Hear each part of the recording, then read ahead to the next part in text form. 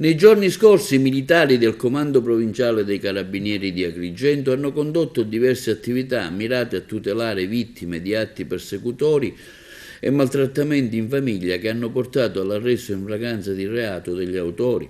In particolare i carabinieri della tenenza di Favara sono intervenuti a seguito di richiesta di aiuto pervenuta alla centrale operativa per la presenza di un 29enne in stato di alterazione che minacciava e insultava la propria convivente.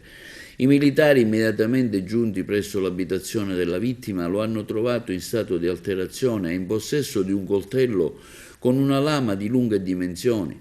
I carabinieri hanno così proceduto all'arresto in flagranza indifferita dell'uomo, così come previsto dalla normativa del codice rosso, in quanto la denuncia della vittima e gli immediati accertamenti hanno permesso di appurare le diverse minacce di morte che lo stesso aveva inviato durante la giornata tramite dei messaggi alla donna.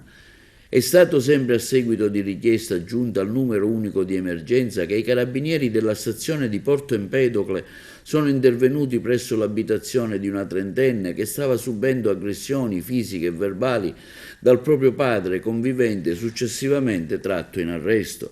In entrambi i casi è stato accertato che le condotte violente erano state reiterate nel tempo. Gli arrestati sono stati rispettivamente tradotti presso la locale casa circondariale e sottoposti agli arresti domiciliari a disposizione dell'autorità giudiziaria.